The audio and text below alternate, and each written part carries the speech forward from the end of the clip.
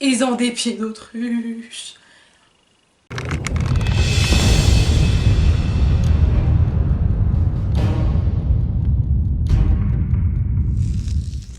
Les Vadoma sont les seules anciennes nationalités ethniques africaines dans le monde qui ont ce type d'orteil rare et unique.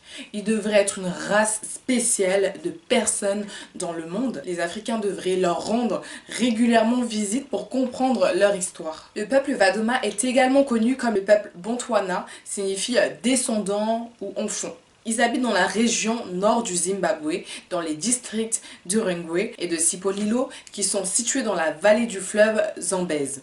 Alors le fleuve Zambèze reste l'un des nombreux sentiments de fierté en Afrique. C'est le quatrième plus long fleuve d'Afrique, précédé par le fleuve Niger, le fleuve Congo et le Nil. Jusqu'à aujourd'hui, les habitants de Vadoma racontent des histoires de leurs ancêtres et comment ils se sont mariés avec leurs ancêtres éloignés du système stellaire Sirius. Ils ont dit que leurs ancêtres extraterrestres avaient des caractéristiques d'oiseaux et que les mariages mixtes avec leurs femmes ont provoqué une mutation, amélioration de leur ADN, ce qui a entraîné les deux orteils de leur peuple. Les anciens de Vadoma parlent des anciens ancêtres qui ont établi une demeure sur le système solaire humain qu'ils ont appelé Litola Filsi. Une histoire similaire est racontée par le peuple Dogon du Mali au sujet des étrangers qui sont venus vivre parmi eux il y a des milliers d'années du système stellaire Sirius. Leurs pieds d'autruche, des Vadoma, leur interdit de porter des chaussures.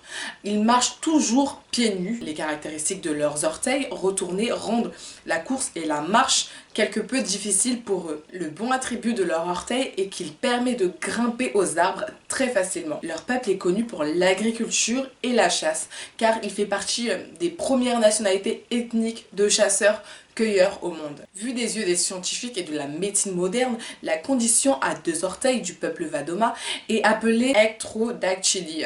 Donc il s'agit d'une affectation autosomique dominante causée par une mutation primaire sur le chromosome numéro 7. Jusqu'à aujourd'hui, il y a des lois dans la communauté qui interdisent les mariages mixtes avec ceux qui ont cette condition. Donc en gros, ceux qui ont les pieds d'autruche. Mais ça ne les a pas empêchés de continuer à se marier entre eux et à augmenter leur population. Il existe également d'autres tribus atteintes de cette maladie qui, selon nous, sont des parents proches ou éloignés des Vadoma. Ce sont les gens de l'Est, Shona, Kalanga, du désert du Kalahari. En conclusion, plus nous avançons dans le temps et à l'ère de l'information, nous sommes bénis de jour en jour avec des vérités cachées sur ce monde et ses relations avec d'autres parties de l'univers.